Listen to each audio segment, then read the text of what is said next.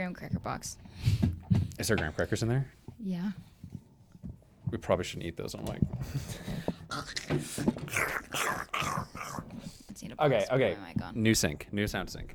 Do you think it's showing too much table?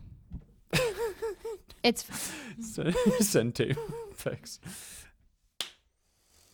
That was crisp. That was great. Yeah, that sounded really good. Welcome to Sibling Scribbles. My name is Marin. My name is Johnny. And today we're going to be kind of doing a brain dump of different things that we've been reading, things that we've been watching, what our suggestions would be, and if we should indeed burn the books. John, we start us off today. Oh, for sure we got to burn them. Got to get rid of them. Those things they keep causing trouble. I'm starting with the Bible. All I know about whether or not to burn the Bible is that when I met some guys in Spain, some cross-dressers in Spain, they wanted the Book of Mormon from us because they said it'd be good for rolling weed. And I was like, okay. Well, here you have it, folks. The Book of Mormon is allegedly terrible. Please don't disrespect the Lord's words. No. The words of his prophets are holy. So I can name a few books I would want to burn, but okay, you start out. I think burning Fahrenheit 451. I think the book is great. I love it. I just think it'd be funny to burn it. You know? I think this book was bad. Right. I think that's like the whole point. Like that. Yeah, I think it'd just that'd be funny. Be good. That'd be good. Yeah. My turn.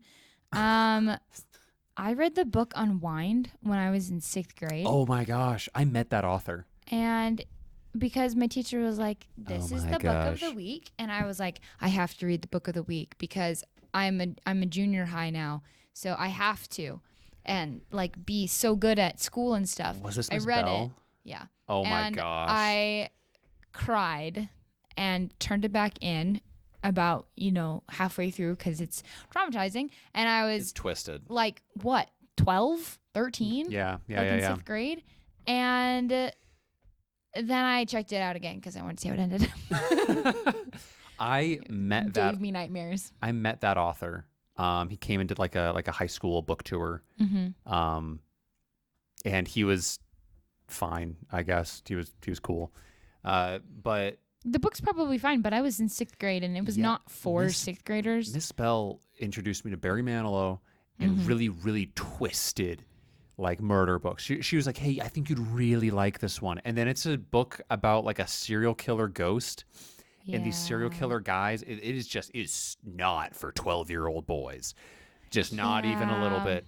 I don't know what you were snorting, Miss Bell, but her son was also in my class and he kept spilling orange juice on my desk and she wouldn't reprimand him and that bothered me.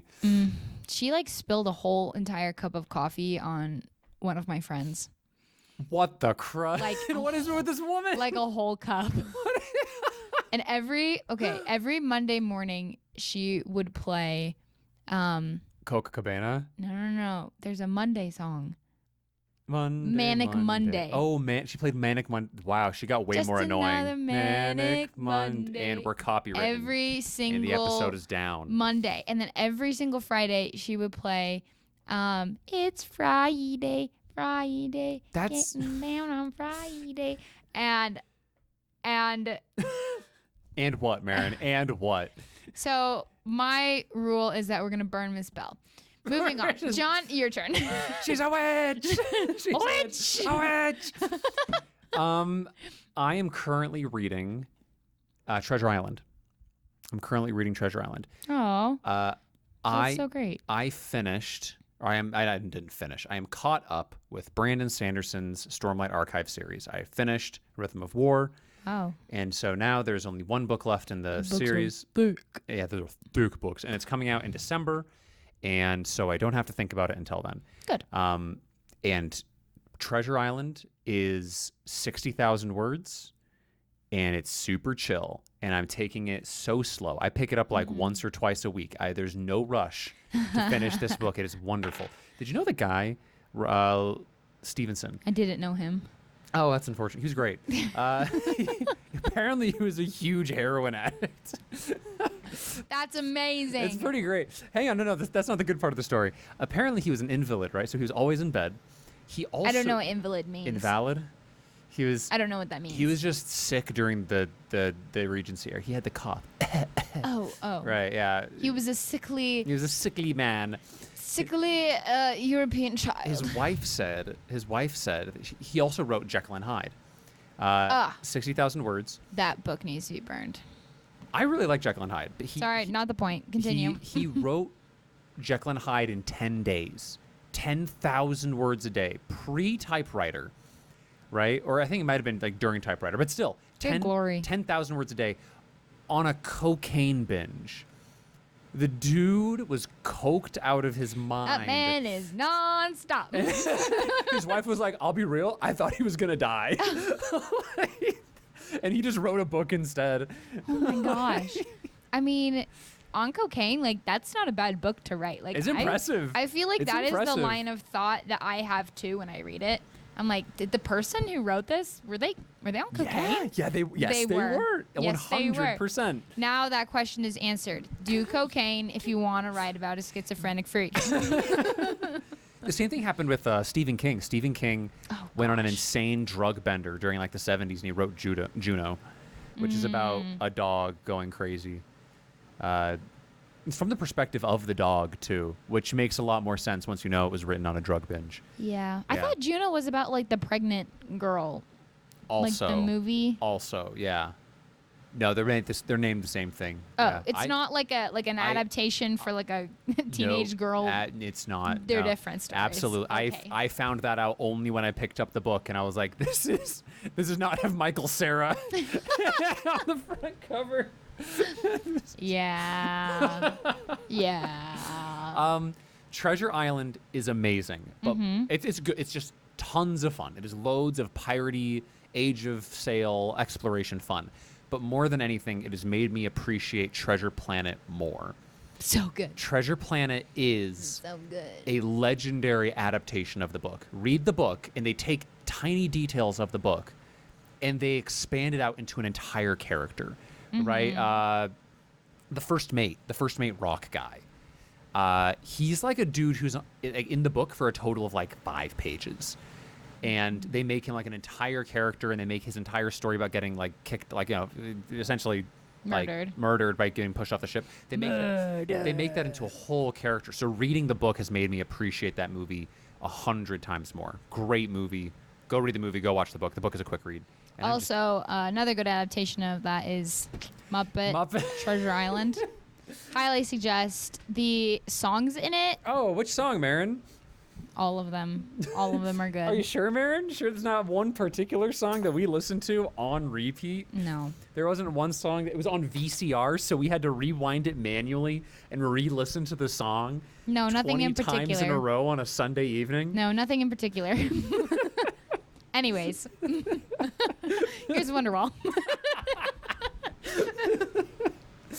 It was. I might have been partial in my youth.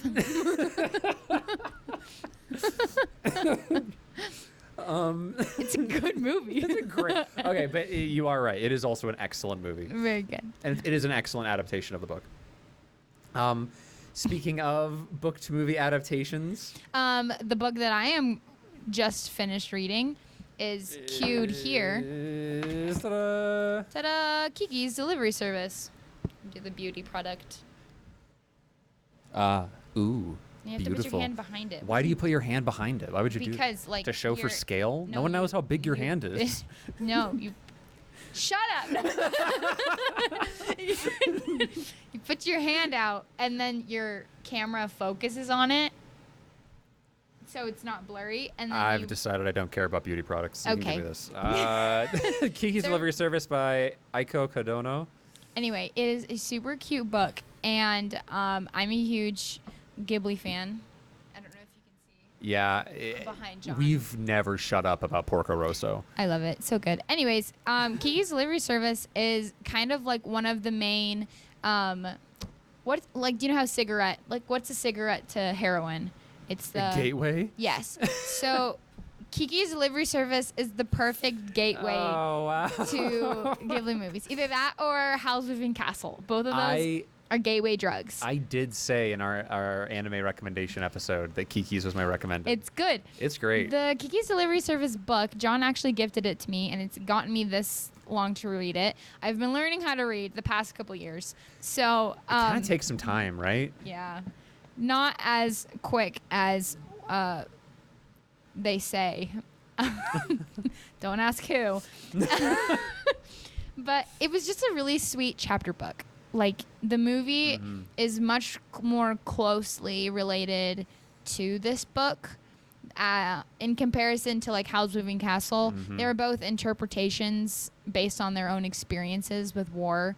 And, like, that's how it was expressed. But with this book, it was, they, like, took all of the things, all of the characters, exactly how they were, and just made it into a fun movie.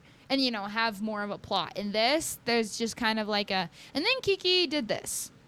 And then Kiki did this. And it's just like a chapter book for third graders. And it was so sweet. It's so stinking cute. It was really cute. And I think my favorite, the chapter that continues to stick out to me is the belly warmers. Oh my gosh. Yeah. there's a lady who knits, like, it's like a scarf, but it's just like one, like a ring. And she gives them to people to, like, warm their bellies. See, they're belly warmers. And she's made them for everybody. She gives one to Kiki that is the size of a tugboat, like, tower, like a The smokestack. Smokestack. Because she's like, oh, it sounds cold, and I made a big one for it. And she shows up to give it to the tugboat guys.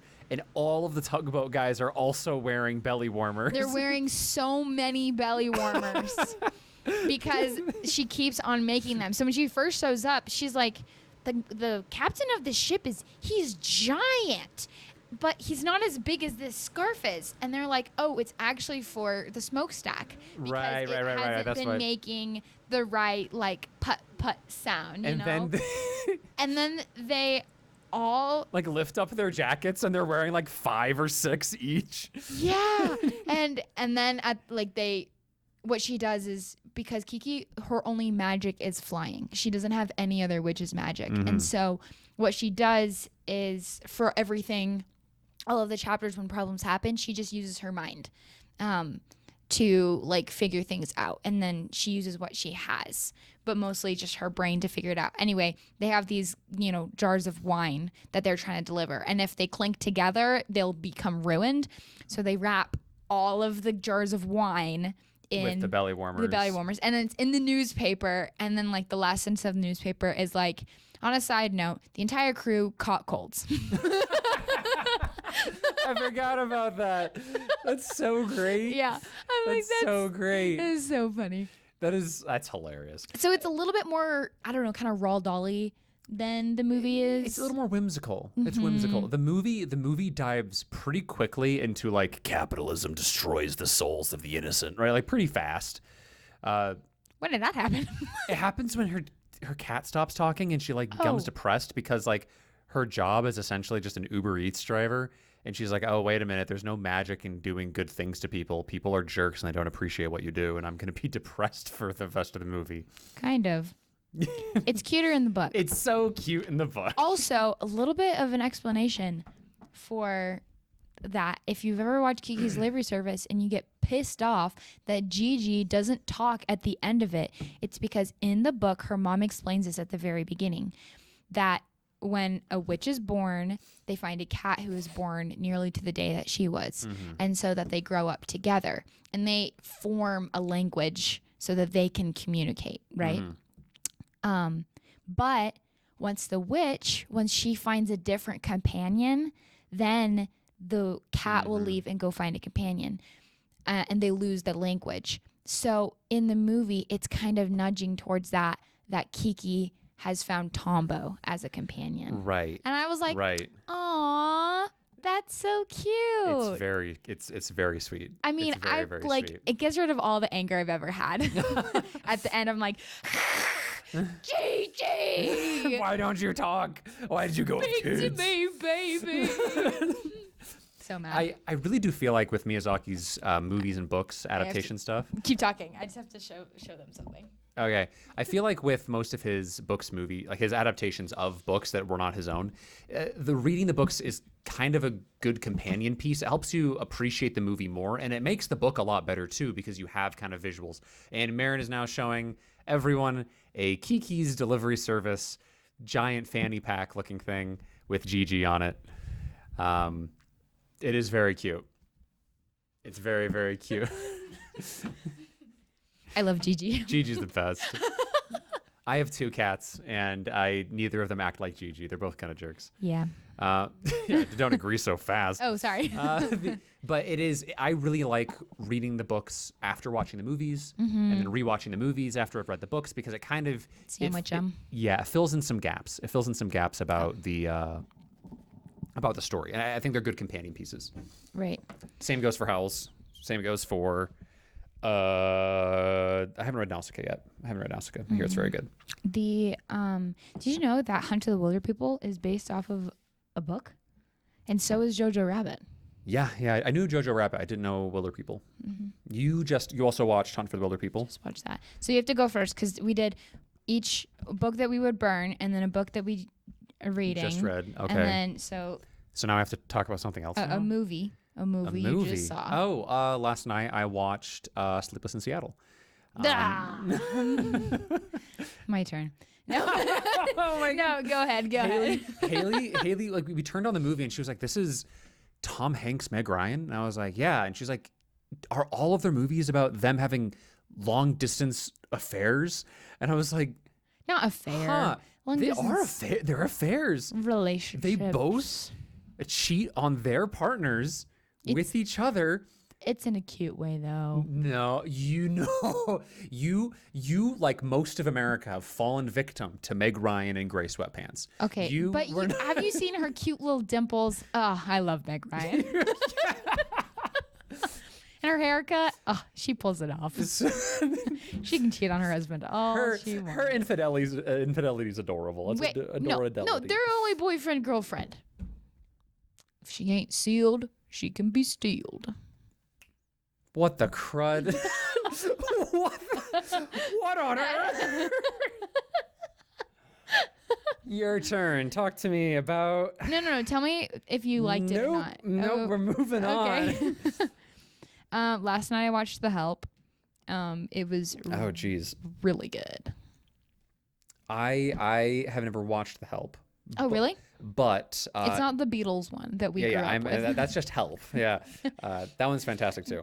Which is them just like saying to their managers, "We want to go on vacation," and they're like, "How about we make a movie of you on vacation?" They're like, "Yeah, right. Yeah, all right." Ringo has to come. Oh man. Oh man. We everyone hates Ringo. No, I'm joking.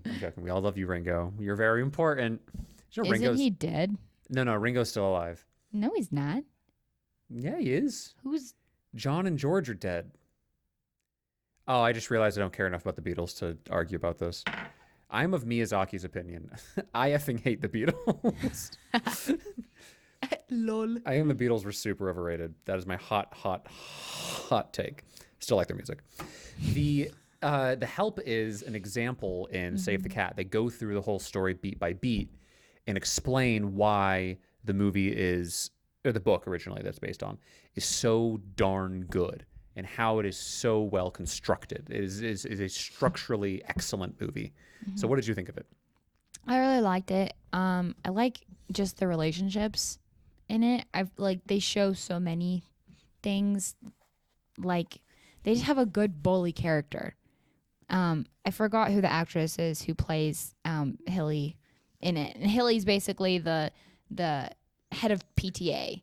For yeah. The blonde, racist. This number. What? You know, like how they had like the. Oh yeah, they had that, like the hat things. I thought you were saying like, no, me. That's her hair. Yeah, you know.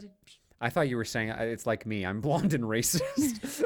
That's what you're saying. Me, blonde and racist. You know it. That's us. No, I do not have the energy to be racist. It's just too much work. I barely have the energy to go to the gym. I'm too busy eating food from other countries. I'm too I'll be honest. busy. Like, eating Chinese food, like it's No time to be racist. no time to be racist. In another life, I guess. Say that? Sorry. Anyways, it's just she's such a bully, and she is like a good bully too. Like she's just she's not just like racist, like TM. Like she's creatively. She finds creative ways to be racist. She doesn't just put on a hood and march through the streets. She finds ways to get at people's souls. Right. And as a girl, I have just met girls, not the racist part, but like who are just bullies like that. Who they're just kind of like, like, oh, I'm charitable or I'm so good and like you'll thank me later. And I'm Holier just than thou. Right. Like her not actually being very helpful is like she is doing you a favor. And I've met people like that and they suck. And just passive aggressive. She's a good villain for the story. Yes. And so at the end when the main black lady who is like a maid and she gets, fired at the end of the movie, for making a cake. No. Different one. That's Okay, a different okay. one. She walks up to her and she's like, "You godless woman, like, aren't you tired?" Yeah. And then she storms out. And then the child who is there is like, "No, don't leave. I love you, and you're my real mom." And yeah, it was pretty good. That's pretty great. That's pretty dope. I loved it. It was just a good movie, and just so much character. And I think it's cool that it's also based on a real story. So, okay. Don't tell Thompson that. I have a really hot take for the thing that I watched this week. Oh, I thought you were going to say The Help. I'm like, you can't have a hot take on The Help. The Help is pretty complete. It's a good movie. I feel like whatever needs to be said about The Help was said in The Help, right? Indeed. Darn good book. Or I haven't read it, I haven't watched it, but from what I understand, it's very good. I've been watching The Acolyte on Disney Plus. Ah, the gay show? That's what everyone calls it. Actually, no. The gay Star Wars? No. Is it not gay? There are gays in it, but they get killed. Sorry. Whoa, Marin. That's ironic because everyone calls it the gay Star Wars. It is. It's kind of like no one's watching it. Look, the gay characters in the show, I know everyone thinks that this is like super like woke, gay, pro DEI stuff, but the gay characters in the show actively push the main characters toward the dark side. And then they all get killed. And then Oh. Yeah, and I'm like, okay, that's interesting. And then they introduced a Sith in the trailers, and everyone's like, what? No, that's out of canon. The Sith, they don't show up for 1,000 years, right? There can't be Sith during this time period. And then the Sith kills every named character in the scene except for 2. Because, oh, right, there can't be a Sith for another 100 years. So that means anybody who sees him has to die in this show. And all of the marketing has made it look like all of these characters are going to be the main characters. And instead, they've killed off every main and named character except for 2. And it has been brutal. It has been insane. And the Sith is like a villain. We're talking irredeemable scumbag villain. Like Christian Bale's in Thor and Love. Worse than that. Thor and Cancer. At least he was doing it for Thor and Cancer. That's all I can think. He's worked because at least Gore, and his name is Gore in Love and Thunder. At least he was doing it for his daughter. This dude, was he? I can't remember. You're so scary. This dude, you watch him kill a Padawan in a really brutal way, really just horrific way. And the Padawan's master says like, no, like he calls out her name, and he looks down at the Padawan's dead body and goes, oh, was that its name? And you're like, oh no. Oh no. No, not the children. He killed the woman and the children too. No. And look, the show is not done. The show is not done. There's still plenty of time to ruin itself. But until this point, there hasn't been anything that I've really hated. Every time I thought they were breaking canon, they were actually building up to an insane scene. And the villain's great, and the heroes are cool, and the plot is complex, and the characters are complex. And most importantly, the writer for this show is gay, and her wife is in the show.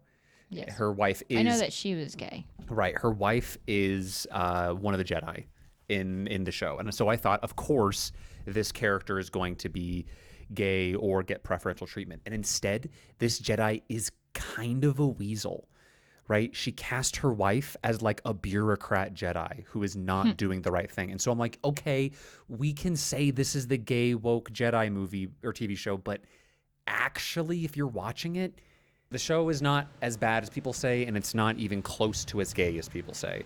It's actually the only real critique I have of it is it's a little brutal.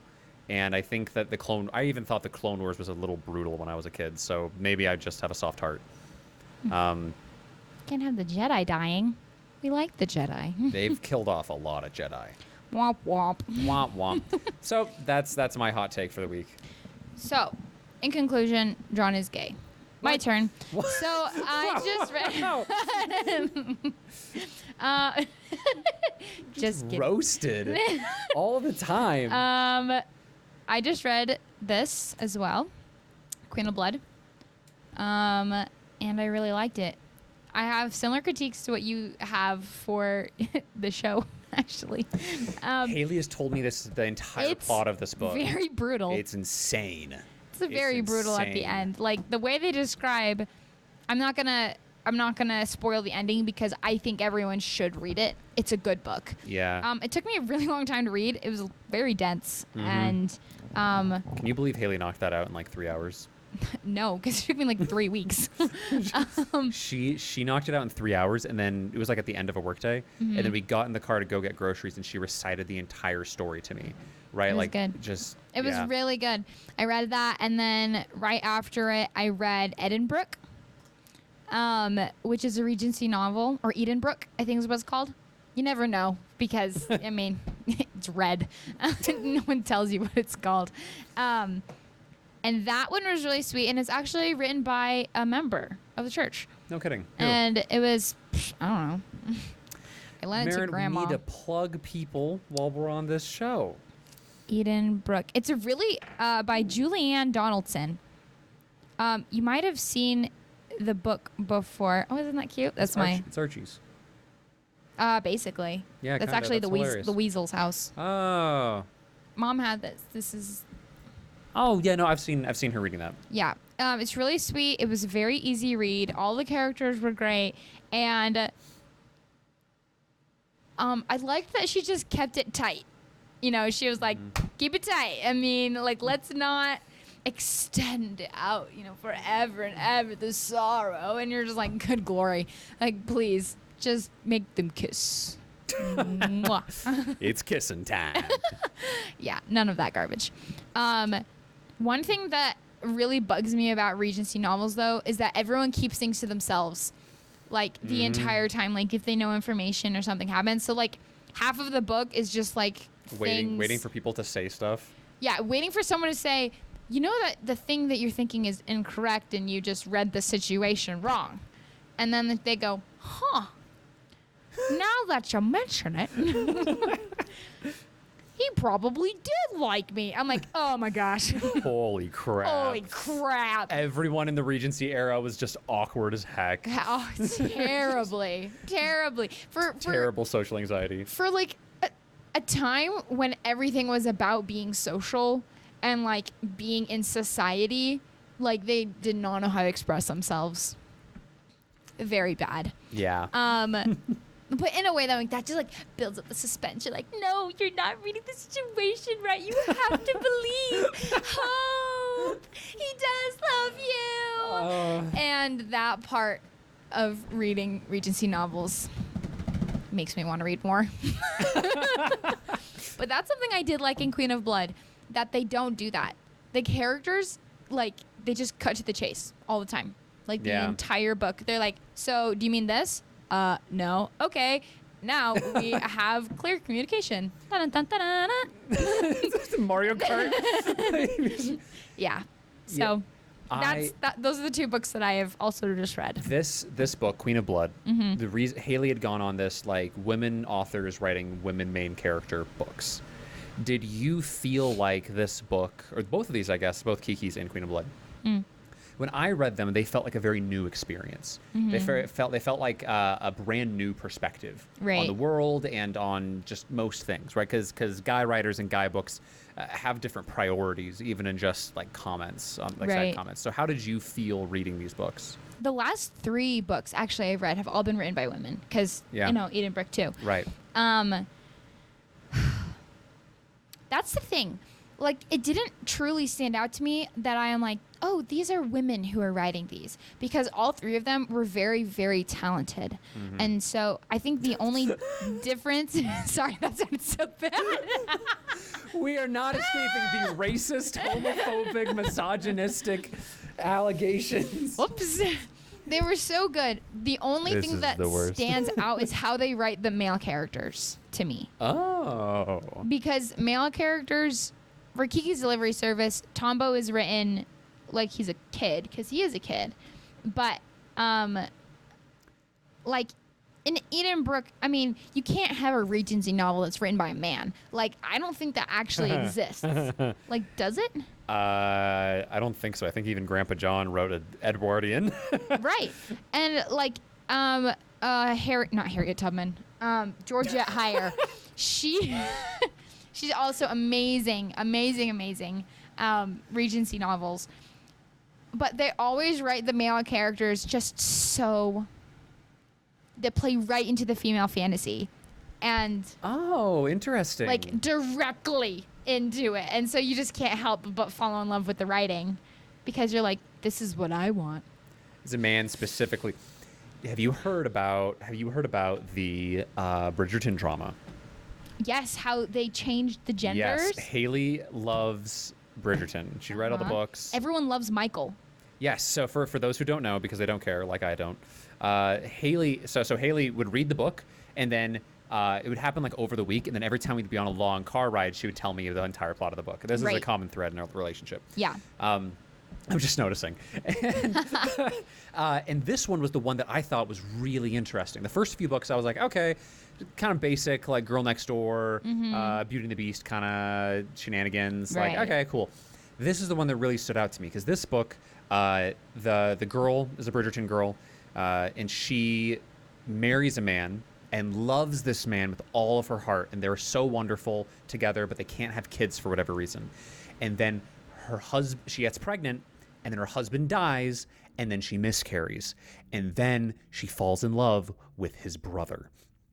And the story is a very, very complex dance between these two characters, as the brother's like, I don't want to disrespect my brother's memory, and she's like, I'm still mourning my family. My entire family is gone.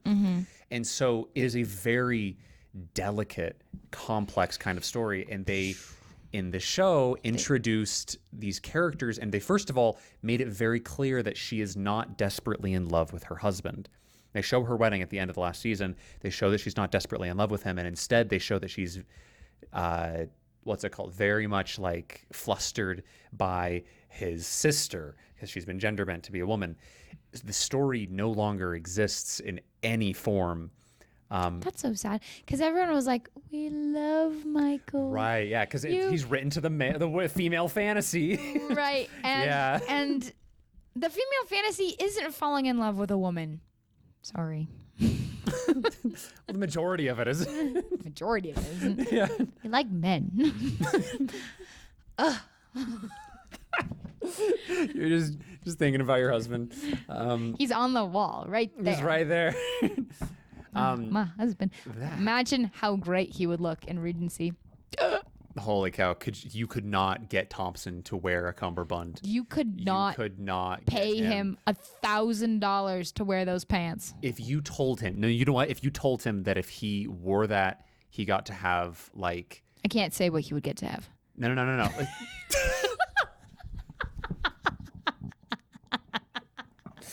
I was gonna say like courtside tickets or something. You wear it to like courtside. Yeah. He can have that. He can have that too, I guess. I was trying to remember the word for courtside for baseball, right? Dugout, dugout seats. by the Gosh, dugout dang, or like seats. plate side, like behind. Oh my gosh. He doesn't watch this. It's fine. Mom and Dad do. Oh, whoops. Hi. Okay, we're just about. Anyway, next time. Find out what Thompson gets to. Just kidding. No. So, in the conclusion, burn books. In conclusion, yeah, there's enough of them. Cocaine if Do you want to be a cocaine. famous writer. Star Wars isn't as gay as you think. Yes. Thompson would look great in breeches. Breeches? Breeches. Breeches. Breeches? Oh, I don't friggin' know. Breeches? Pants. He looks great in pants. Looks better without. Marin, I'm gonna have to cut it. I'm gonna have to cut it.